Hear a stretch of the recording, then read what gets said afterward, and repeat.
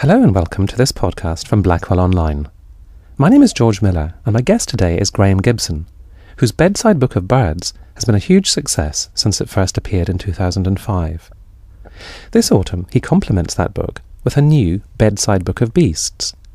This is an eclectic, beautifully illustrated miscellany of wildlife with the emphasis on the alpha predators, the lions and tigers and bears, the ones we have long measured ourselves against. I began by asking Graeme to contrast the experience of anthologizing birds and beasts. I think they both in their own way are serious, but the thing about birds is that we associate them with imagination and with creativity and with longing and the sense that maybe something will survive us after our death. Whereas with the beasts, it's the mortality. The birds give the impression of being free of gravity, and I think that's where our sense of longing and wishful thinking with birds is best expressed. Whereas the beast, I mean, I'm sitting in a chair and I can feel gravity on my behind on that chair, and so that the beasts are more serious in a way because it's our real life, it's our mortal life. You don't include all beasts. It's not a compendium of all wildlife. You've selected essentially the alpha predators, the what we think of, I suppose, in hunting parlance as the big game animals. That's right, and I think because the reason for that, I think, is that we've taken them traditionally more seriously than the prey animals. They're the ones that we put on our flags, or we name our sporting teams after, or hammer an image onto our armor, because of their strength and because of, in a sense, almost the fearfulness of them. I was struck by the fact that when humans encounter these creatures, the lions, the tigers, the bears, the wolves, the natural human instinct is to go into a narrative mode. A lot of the pieces tell the story of those encounters, what happens. I mean, do you agree that's a sort of pattern that seems to emerge from a lot of these pieces? Well, I think it does for us now. When we encounter them, if we're lucky enough indeed to encounter them, it's quite a remarkable experience. I've walked in grizzly bear country in the Yukon in northwestern Canada, and it does focus your mind. To walk in a landscape where there's a larger carnivore than yourself. And one of the really intriguing moments for me was we would go for long walks out over the land in the Yukon, in the Mackenzie Mountain Barrens.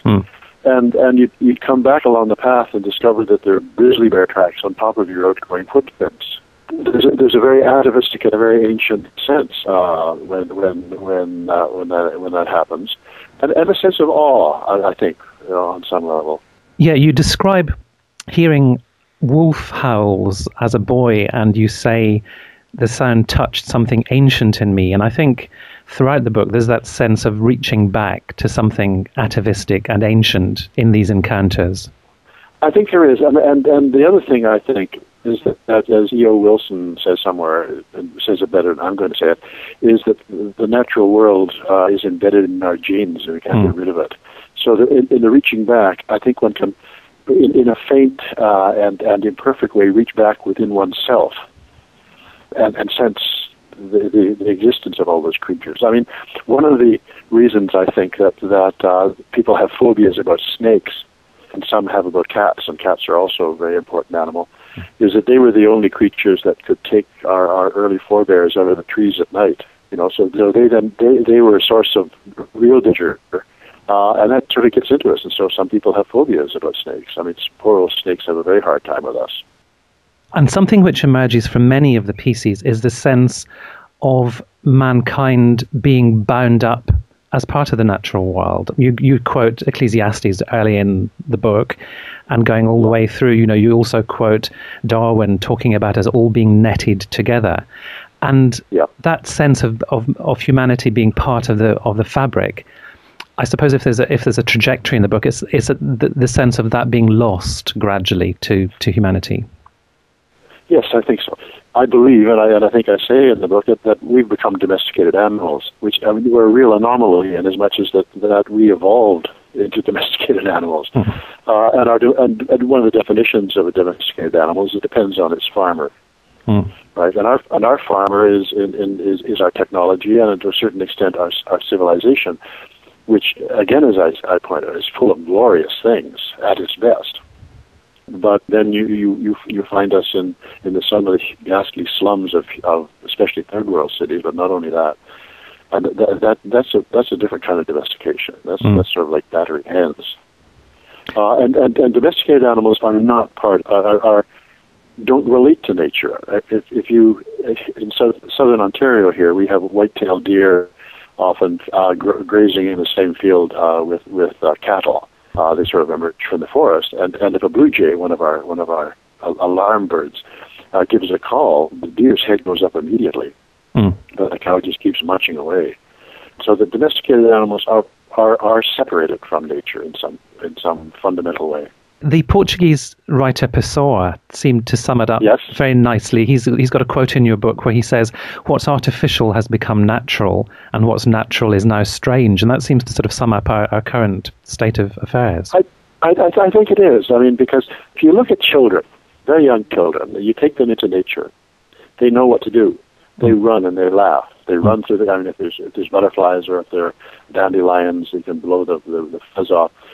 They know exactly what to do. But then the process of what we with horses are called schooling, training. We sit them down on their little bony behinds, and they sit there for many years. And what we're basically doing is training the mind, which in a sense is our domestication. And would it be fair to say that something which we have lost is the sense of mystery in nature, or is that becoming too mystical? No, I don't think so. I think I think that not only the sense of mystery, but of the sacred. The thing, life on Earth, it seems to me, is the most fundamentally astonishing thing, much more interesting than space, and we've lost that. I mean, when we've had an attractively pessimistic Anglican philosopher here by the name of George Grant, who wrote a book called Technology and Empire, and in it he says that in order to do what we're doing to the Earth, we first had to do it to ourselves, because if we hadn't done it to ourselves, we wouldn't treat our food animals the way we do. Well, another quote which really stuck in my mind was from Margaret Atwood, and she says in a poem in the book, "A hunter knows he borrows." And again, the strong sense from the book is that we have lost that appreciation of borrowing from nature. We're simply taking and not really thinking about the consequences. That's right, and not only taking and not thinking about the consequences, but we don't say thank you. There's an ancient history of,